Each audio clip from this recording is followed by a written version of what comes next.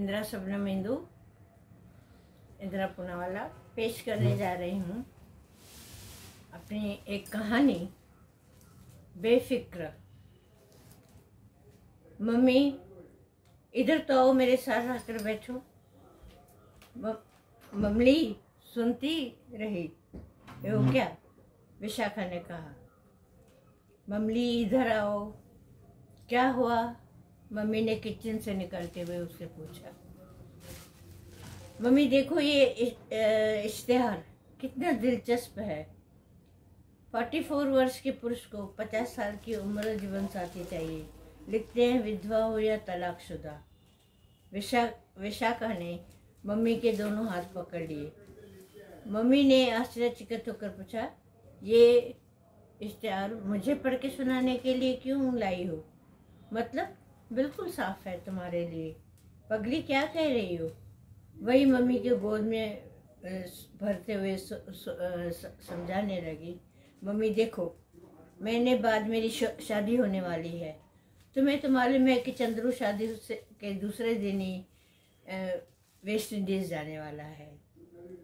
उनकी पोस्टिंग वहाँ हो गई है। कम से कम 3 साल तक हमें वहाँ रहना है। पीछे तुम अकेली रह जाओगी। मुझे तुम्हारी चिंता होती रहेगी। मैं परेशान होती रहूँगी। मुझे कुछ भी अच्छा नहीं लगेगा। जब से मेरा जन्म हुआ है तब से आज तक मैं तुम्हारे बगैर अकेली नहीं रही हूँ ना। मूर्ख कहीं की, कहते हुए मम्मी ने विशाखा के गाल पर हल्की सी चपत लगा दी। यानी क्या क्या बकबक करती रहती है? क्या कह रही हो तुम? मम्मी फिर किचन में जाने लगी। विशाखा उसके पीछे पीछे आने लगी। विशाखा की ये बचपन की आदत थी। दुम की तरह मम्मी के पीछे पीछे वो चलती रहती थी जब बातें करनी रहती थी। घर में जब माँ काम करते करते एक कमरे से दूसरे कमरे तक जाती थी, बगीचे में, आंगन में, छत पे काम कर रहे, तो विशाखा भी उसके पीछे पीछे चिपके चिपके बातें करती रहती थी। बचपन से लेके अभी तक सिलसिला वही रहा है। मम्मी ने विशाखा का नाश्ता टेबल पर रख दिया। विशाखा ने रात फिर उसको छेड़ते हुए कहा, मैं छोटी सी तो पापा अंतकाल हो गए, उनका अंतकाल हो गया। तुमने मुझे बहुत प्यार दिया। मुझे पापा के न होने को कमी भी महसूस नहीं करने दी। मुझे मैकेनिकल इंजीनियर बनाया। आज मैं जो कुछ हूँ तुम्हारे लिए हूँ माँ। और तुम्हारे इस तपस्या के कारण तुमने शादी नहीं की। अब मैं स्वयं शादी करके तुम्हें अकेला कैसे छोड़ के चली जाऊं? मेरी अंतरात्मा ऐसी बातों को स्वीकार नहीं करती है। नहीं तो शादी के लिए इनकार कर दूंगी मैं, और उम्र भर तक कुंवारी रहूंगी, तुम्हारे साथ में रहूंगी। जैसे तुम अपने पहाड़ जैसा जीवन मेरे साथ ही रही, तुमने कोई साथी को नहीं चुना मेरे लिए। मम्मी ने नाराजगी दिखाते हुए कहा, बेवकूफ लड़की, अचानक तुम्हारे दिमाग में क्या क्या घुस जाता है? भूसा भर गया है क्या दिमाग में? मैं तुम्हारे दहेज जोड़ने की कोशिश में लगी हुई हूँ। ढेर सारी खरीदी कर रही हैं, शादी की पूरी व्यवस्था करनी है। मुझे अकेले को करनी है, और कौन करेगा? कपड़े, साड़ियाँ, जेवर, शादी के कई कार्ड छपाना, बटाना। मुझे तो महीने से कम नहीं लगेगा। जीवन मुझे काम करने में ही गुजर गया है। मम्मी ने नाराजगी दिखाते हुए कहा, बेवकूफ लड़की, अचानक तुम्हारे दिमाग में क्या घुस गया है? विशाखा ने सिर खुजाते हुए कहा, मम्मी मैं तुमसे एक पल भी अलग नहीं रहना चाहती। ऑफिस में भी मन नहीं लगता, लेकिन क्या करूं? मोहिनी ने टेबल से नाश्ते का बर्तन समेटे। विशाखा अपने कमरे में चली गई तैयार होने के लिए। ऑफिस जो जाना था, वह रोज तो हल्के नीले रंग की पंजाबी ड्रेस निकाली और आसमानी रंग का दुपट्टा। वो बहुत ही उसमें सुंदर कढ़ाई की हुई थी। वह कढ़ाई मोहिनी ने अपने हाथों से की थी। विशाखा पर ये नीला दुपट्टा बहुत अच्छा सुंदर लगता था। जूतों को के रैक से ड्रेस का मैच करता हुआ जूता निकाला। ड्रेसिंग टेबल पर जेवरों के डब्बे पड़े हुए थे, उसमें से स्टोन के टॉप्स निकाल के उसने पहने। नेकलेस भी हल्के नीले रंग का उसने पहना। कांच की चूड़ियाँ बॉक्स से निकाल कर एक छोटे से गोल बिंदी निकाली और सिर्फ कुर्ता टॉवल लेकर बाथरूम में चली गई। जाते हुए माँ से कहने लगी, मम्मी मैं नहाने जा रही हूँ, अगर मेरा फ़ोन आए तो कहना मैं नहाने गई हूँ। अच्छा मेरी बच्ची गबली बबली, मोहिनी ने कहा। और बगीचे तले नल से बाल्टी भर के पौधों को पानी देना उसने शुरू कर दिया। बगीचे में तुलसी का पौधा था, उसके चारों तरफ तुलसी कुंदन वन जैसे वृंदावन बना हुआ था। तुलसी में जल डालते हुए उसने अपने आप शांत महसूस किया और तुलसी के परिक्रमा देने लगी। तुलसी को कुंकू लगाने के बाद बेखुदी में उसके कुंकू भरी अंगुलियां अपने माथे पे चली गई और अपने माथे पे लगा दी और वह चौंक गई। दुपट्टे से कुंकू को पोंछ लिया। न जाने कहाँ से ये आज कैसा हुआ, क्यों हुआ ऐसा पता नहीं। विधवा होते हुए भी अनजाने में अक्सर अपने माथे पर कुंकू लगा देती थी और ये क्रिया मानो उसकी आदत सी बन गई थी। सब कुछ तैयार होने के बाद में वह कुंकू माथे पे जैसे लगाती थी, ऐसा उसको आदत थी। ये कोई छिपी हुई इच्छा तो नहीं मेरे मन के अंदर। उसने तुलसी और पीपल के पेड़ को आगे अगरबत्ती जलाई और घर के आंगन में बने हुए छोटे से मंदिर के आगे आसन लगाकर बैठ गई। खुला हुआ आंगन, पेड़ पत्ते, फूल झूले और छोटी से मंदिर में देवताओं की सात्विक चेहरे देखकर उसके मन में घुटन कुछ कम हुई। उसके चेहरे पे मुस्कान लौट आई। उसने पूजा के मंत्रों का उच्चार शुरू कर दिया और विधि पूर्वक पूजा करने लगी। उसने अपने को बहुत ही हल्का महसूस किया। कपूर, चंदन, अगरबत्ती की सुगंध से उसके घर में मानो मन का आंगन महकने लगा। फिर वह शांत चित्त होकर अपने घर के भीतर चली गई। नाश्ता किया, चाय पी। विशाखा मम्मी मम्मी करते पुकारते हुए आगे बढ़ी, खड़ी हो गई। मम्मी कैसी लग रही हूँ? नीले आसमान के नीले बादल का टुकड़ा दिखाई दे रही हूँ। दोनों माँ बेटी के सुरीले हंसने की आवाज़ फिजाओं में गूंजने लगी, मानो जल तरंग बज उठे हो। विशाखा हंसते हंसते माँ की गोद में समा गई और उसके माथे पे मीठा सा चुंबन देकर कहने लगी, अच्छा मैं चल रही हूँ, शाम को शॉपिंग करने चलेंगे। महकते हुए मुख की सुगंधित सांसों से घर में ताजगी बिखरा कर ऑफिस में वो चली गई। एक पल के लिए मोहिनी को अपने आप को बहुत ही अकेला और उदास महसूस किया, मानो शरीर से आत्मा निकल गई। विशाखा की जुदाई उसके जीवन में भरने लगी, रिक्तता सी होने लगी। एक ठंडी सांस भरकर वह अपने बेडरूम में चली गई। बेडरूम में आकर उसने अपने पति सुंदर का वार्डरोब खोला। उसने अपने पति सुंदर के कपड़े उसके स्वर्गवासी होने पर भी ज्यों के त्यों रखे हुए थे। सुंदर के पास ढेर सारे कपड़े थे, कपड़ों का शौकीन था। ऐसा ही अनेक पोशाकें गर्व करने के योग्य थी।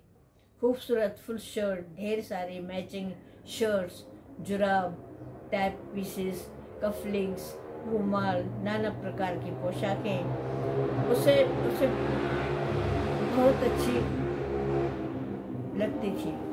जीन्स, नेहरू पायजामे, जैकेट्स, कुर्ता, पतलून, पठानी ड्रेस, धोती कुर्ता, सब उसे शालें, अलग अलग प्रकार के रंगों के स्वेटर्स थे उसके पास। गर्व से मोहिनी को कहते, देखो मेरे शाही कलेक्शन राजाओं और राजकुमारों के जैसा है, इससे मेरा व्यक्तित्व और भी उभर आता है। भगवान जा कैमरा तो ले आ, इस पोशाक में फोटो तो मेरा निकाल। ए मेरी प्रेम प्यारी अर्धांगनी, अगर कुछ हो जाए तो मेरा ये वार्डरोब जीवित रखना। जैसे इज़म में मम्मी लाशों की, जैसे म्यूजियम में मम्मी लाशों को जिंदा रखती है, वैसा मुझे याद रखना और जिंदा रखना। उसने अश्रु भरी आंखों से कपाट खोला, ड्रावर में डालकर फोटो का एक एल्बम निकाला। सुंदर एल्बम में 2000 से अधिक फोटो थे। अलग अलग देशों विदेशों के पहरावों में नाना प्रकार की पोशाकें, कभी कभी तो किराए पे ली हुई पोशाकें भी पहनकर, अलग अलग विग्स पहनकर गेटअप करके स्मृति रखने के लिए फोटो निकलवा देते थे। सुंदर को फोटो का एल्बम देखकर अलमारी बंद करके वह पलंग पर लेट गई और एक एक तस्वीर देखने लगी। मोहिनी ने तस्वीर के दिनांक समय लिख दिया था और बहुत सारे फोटो नीचे गीत गजल की पंक्तियां भी उसने लिख दी थी। घंटों वह फोटो के एल्बम को देखती रहती थी और याद करती रहती थी। मोहिनी का हर गुजरता हुआ पल कमरे में कैद करना चाहती थी या किसी गीत गजल अथवा कहानी में पकड़कर उसके दिल में सुमो लेना चाहती थी। अपने पति के स्वर्गवासी होने के बाद स्कूल कॉलेज की नौकरियां वो करने लगी थी और अपना समय बिताने लगी थी। उसने अपने पति के बाद सीने से लगा कर रखा उसने अपने पति की याद सीने से लगा रखी थी, जिसे वो छोड़ना नहीं चाहती थी। मोहिनी को एक किताब दिखाते रहे। हर दिन हर किताब को साफ सूखे कपड़े से साफ करते थे। आजकल मोहिनी स्वयं यह काम करने लगी थी। उसके किताबों को रोज पोंछ लेती थी, उसको फोटो को झटका देती थी। बेवकूफ़ विशाखा, इसके मुंह से एक सिसकी निकल गई और उसके मानो दूसरी सिसकियों को आमंत्रण किया। दूसरी सिसकी तीसरी सिसकी को चौथी और पांचवी, और वो जोर से फूट फूट के रोने लगी। मैं क्या इन यादों को छोड़ सकती हूँ?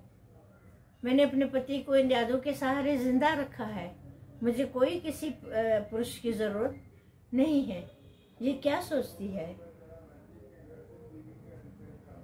लड़की? मुझे इस कब्रिस्तान से मैंने अपने पति के यादों को कब्रिस्तान जैसे बनाकर, और ये लड़की मुझे इस कब्रिस्तान से बाहर निकालना चाहती है। मोहिनी ने अपने बाल ठीक किए, सुंदर की लाइब्रेरी से बाहर निकली। दरवाज़ा बंद करने के, चप्पल पहनी, जूते लाइब्रेरी में बाहर रखना उसके एक मंदिर समझना। सुंदर का एक कानून था कि जूते लाइब्रेरी में पहन के नहीं आना, लाइब्रेरी भी मंदिर होती है। वह अभी तक उसी नियमों को पालती रहती थी। वह छोटे से बगीचे में आ गई, प्यासी लताओं को पानी दिया। विशाखा के भांति भांति के पौधे और फूल पाल रखे थे, उनको वह पानी देने लगी। लव बर्ड्स के पिंजरे को साफ करते हुए रंग बिरंगी पक्षियों को दाना पानी देने लगी। मछलियों को टैग के उसमें विशाखा ने पाल के रखी थी, उसको वो आटे की गोलियां खिलाने लगी। उसकी खुराक देकर अपने आप को शांत महसूस किया। विशाखा के पाले हुए पशु पौधे उसके बगैर कैसे जी पाएंगे? कौन संभाल रखेगा इन सब चीज़ों की? चौंक कर उसने अपनी घड़ी में समय देखा। खाना पकाना है, विशाखा के ऑफिस में टिफिन लेके जाना है। इतनी सारी बातों यादों में अकेलापन वो महसूस कर सकती है, लेकिन विशाखा के बिछड़ने का ख्याल मात्र से ही वह बहुत ही घबरा जाती थी कि मैं उसके बगैर कैसे रहूंगी। इसके पति का याद रखने का जख्म सूखने लगे थे, मगर अब मानो जख्मों को टाके फिर से खुलने लगे। बिटिया की शादी करके परदेश जा रही है, यह प्रकृति का नियम है, लेकिन इस अटूट प्रेम में विरह सहन करना बहुत कठिन था। दोनों माँ बेटी का विचार था कि शादी करने के बाद विशाखा उसके शहर में रहेगी, मगर प्रेम देवता के रंग देखो कि परमात्मा ने जो स्वीकार किया। पढ़ाई पूरी करने के बाद भी चंद्रू उसके ज़िंदगी में आ गया और उससे शर्त मिल रहा था कि वेस्ट इंडीज़ में 3 साल की नौकरी उसको करनी पड़ेगी। उसके बाद शायद कहीं और जगह वह अपना तबादला हर जगह करा सकता है। चंद्रू के रिश्तेदारों को अपने बेटे की पसंद पसंद आ गई, सब कुछ तय हो गया। वह 1 महीने के बाद शादी होने वाली थी। उसने रसोई घर में आकर 2 सब्जियां पकाई, चावल बनाया, रोटियां सेक दी। भरत काम उसको खुद करने का शौक था। टिफ़िन वाले को टिफ़िन देते हुए, मेरी बच्ची बस अब कुछ महीनों की मेहमान है, फिर किसको मैं टिफ़िन भेजूंगी।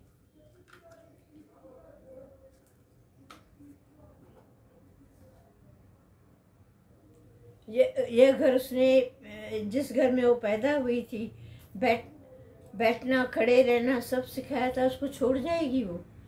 मुझे इतने बड़े घर में अकेला रहना पड़ेगा। अरे आज अकेले रोटी खाना भी अच्छा नहीं लग रहा था। पानी का गिलास पीकर शांत चित्त से पलंग की सोने के लिए आगे बढ़ी। इतने में दीवार में टंगी हुई घड़ी ने उसे याद दिलाया कि उसके समाधि का समय हो गया है। ये उसकी दैनिक दिनचर्या थी। उसने देखा कि लगातार दरवाजे की घंटी बजने लगी। उसकी आंख खुल गई। वह उठी, दरवाजे की तरफ बढ़ी, दरवाज़ा खोला। विशाखा थी। माँ के गोद में उठाकर गोल गोल गोल गोल घुमाने लगी। मैया, अम्मा, कुंभकर्ण की नींद सो रही थी क्या? इतने समय से बेल बजा रही हूँ, तुम खोल नहीं रही हो। अरे माँ, तुम्हारी ये नींद तो मुझे से जलन हो रही है। नौकरी छोड़ने के बाद, परदेश में जाने के बाद ढेर सारा खाना खाऊंगी, सोती रहूंगी। मुझे ऐश ही ऐश होंगे मेरे। टिफिन, पर्स, दुपट्टा सोफे पर फेंक कर हिरनी की तरह छलांग लगाकर फ्रेश होने के लिए वो चली गई। मोहिनी ने वॉश बेसिन से मुंह धोया, बाल संवारे, पाउडर सा हल्का सा पफ लगाया, रसोई घर तक बढ़ी। चाय और हल्का नाश्ता बनाकर ट्रे में रखकर बालकनी में आकर बैठ गई, जहाँ पर छोटे से गोल टीपाय पर 2 मूढ़े रखे हुए थे। शाम की चाय दोनों मिलके पीती थी। अब विशाखा के सारे दिन भर के समाचार शुरू हो गए। उस देखते देखते आंखों के सामने आमों से भरा हुआ वृक्ष, गहरी वादियां, झरने, बरसात की बूंदें, छमछम बल खाती नदियां सब उसे दिखाने लगी। और परदेश में जाती हुई परदेसन उसकी बेटी।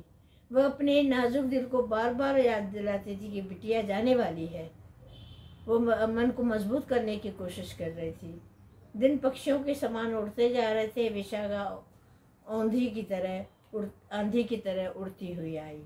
मम्मी, जल्दी चाय भी पी लो, जल्दी तैयार हो जाओ, आज से खरीदारी शुरू कर दें, जल्दी जल्दी जल्दी भैया, उसने चुटकी बजाते हुए कहा। जब विशाखा बहुत लाड़ और दुलार में होती थी, अपने माँ को अलग अलग अनोखे अनोखे शब्दों से पुकारती थी। उसके मन ने आविष्कार किए हुए शब्द वो बोलती थी। दुनिया भर की भाषाओं के शब्द वो उसे बोलती थी और पुकारती थी। माँ को ममसी, मम्मा, मो, क्या क्या कहती रहती थी। उसकी मधुर बातें शीतल होती थी। शादी की तैयारियों में दिन रात जल्दी जल्दी बीतने लगे। एक शाम किसी कार्यवश विशाखा जल्दी जल्दी घर से निकल गई और डायरी टेबल में ही रह गई। उस डायरी में एक फोटो झांकता हुआ दिखाई दिया। मोहिनी ने अपने आप को रोक न सकी, फोटो निकाल लिया। अरे, उसके मुंह से निकल गया, अरे बुदरने लगी, ये तो अर्जुन है। अर्जुन इसके स्कूल में और कॉलेज के साथ में जो पढ़ता था। हाँ, शादी से पहले मोहिनी और अर्जुन का बहुत गहरा प्यार था। प्यार का ये बीज बचपन से स्कूल के दिनों से बोया हुआ था, जिसका एहसास कॉलेज में साथ में पढ़ते हुए उनको महसूस हुआ। और बात प्यार की शादी मंडप तक न पहुंच सकी। अर्जुन की माँ ने उसके अपने सहेली की बेटी से उसका ब्याह कर दिया था। अर्जुन अपनी माँ का फैसला नहीं मानता था, उसने वही फैसला मान लिया। शादी के बाद दोनों में एक दूसरे से जरा भी मेल जोल नहीं रखा। दोनों ईमानदारी से अपना अपना गृहस्थ धर्म निभाने में व्यस्त हो गए। और वह मोहिनी ने वह डायरी जिसमें अर्जुन के प्यार का वर्णन था, उसकी चिट्ठी, फोटो, उपहार, यादें सब इकट्ठी करके अग्नि में स्वाहा कर दी। और पवित्र मन से उसने सुंदर के साथ में 7 फेरे लिए थे। तन मन आत्मा से अपने उसको अर्पण किया था। दरवाजे की घंटी बजी, उसने दरवाज़ा खोला। विशाखा थी। मम्मी मेरी डायरी, उसमें एक फ़ोटो था। ओह, ये तो तुम्हारे हाथ में ही है। मम्मी, मैंने इस महाशय के बारे में उस दिन तुमसे बात की थी। इन्हीं का इश्तिहार समाचार पत्र मैंने आया था और मैंने तुम्हें पढ़ के सुनाया था। भीतर रहो, आराम से बैठो, मैं जनाब से मिलकर आई हूँ, उसका फोटो भी लेके आई हूँ। मैंने जब तुम्हारा फोटो दिया था तो आश्चर्यचकित हो गए, कहने लगे, बेटा अजीब इत्तेफाक है, तुम्हारी मम्मी से तो मैं परिचित हूँ। लगभग 24-25 साल बिछड़ कर हो गए हैं और उन्होंने सारी बातें मुझे बता दी थी। तभी मैंने कहा था कि तुम भी शादी कर लो। मोहिनी बिल्कुल खामोश हो गई, मानो गूंगी बहरी हो गई थी। घर के दरवाजे की घंटी बजी, जोर जोर से बजने लगी। विशा ने दरवाज़ा खोला। शादी के में शामिल होने वाले मेहमान आए हुए थे। अरे, शादी में 2-4 दिन ही बच गए। ओहो, और एक अच्छा होटल एक 2-4 दिन ही बाकी रह गए। मेहमानों का स्वागत मोहिनी और विशाखा ने मिलकर किया। फ़ोन की घंटी बजने लगी। फ़ोन चंद्रू का था। ससुराल वाले भी बेंगलोर में आ गए थे और एक अच्छे होटल में रह रहे थे। चंद्रू ने मोहिनी से शरारती आवाज़ में पूछा, मम्मी, दोनों शादियों का मंडप एक ही होना चाहिए और कोई इरादा? मोहिनी जब तक कोई उत्तर दे, चंद्रू ने फ़ोन रख लिया। चंद्रू और विशाखा ने मिलकर शादी की तैयारियां उसकी कर दी थी। मेहमानों के आओ भगत, मेहंदी, संगीत, सब गानों का, किसी के सिर खुजलाने का भी फुर्सत नहीं थी। मोहिनी ने किसी तरह अपने एक अकेलापन की पाने की कोशिश की। कुछ पल लाइब्रेरी में जाकर भीतर का दरवाज़ा बंद कर दिया। वह शांत चित्त से एक जगह पर बैठ गई और समाधि में लीन हो गई। उसके शरीर की नसें ढीली होती गई और वो किसी ने आके दरवाज़ा खटखटाया। मोहिनी, तुम्हारा फ़ोन आया है। उसने अपने मूंदी हुई आंखें खोली, चेहरे पर हाथ घुमाया, जागृति में आ गई, धीरे धीरे उठ खड़ी हुई। समाधि से चौंककर अचानक जल्दी बाहर नहीं निकलते। ऐसा करने से सारा शरीर कांप जाता है और मनुष्य अस्वस्थ सा महसूस होने लगता है। इसलिए उसकी समाधि में सारे नियम पूरे किए, फिर दरवाज़ा उसने खोला, फ़ोन उठाया। अरे, यह आवाज़ तो जानी पहचानी है।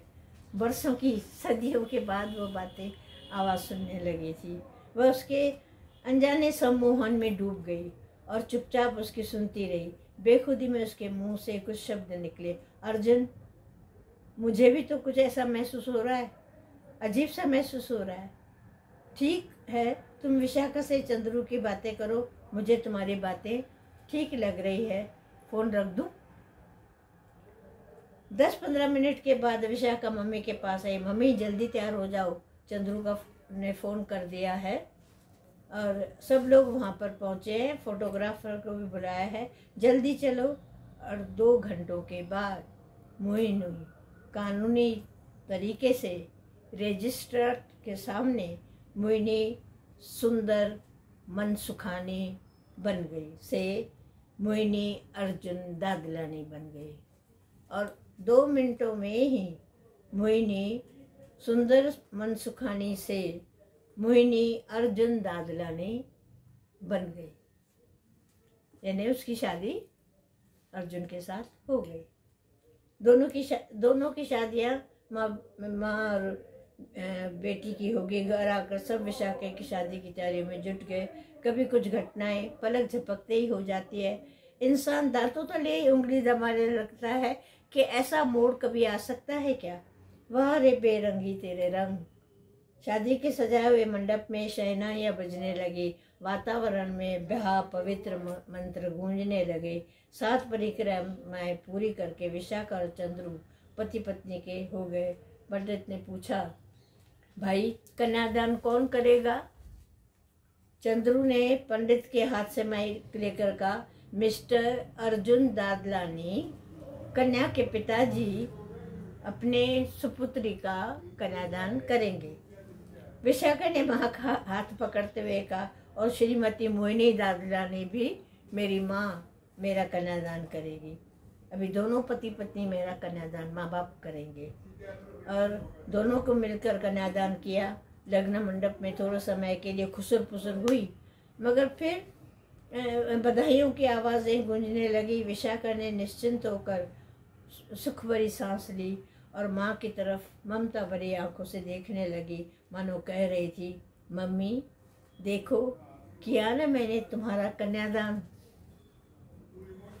अभी मैं बेफिक्र होके विदेश चली जाऊंगी। यादों की कब्र से तुम्हें मैंने जीवित निकाल लिया। यादें जो कब्र की समान होती है।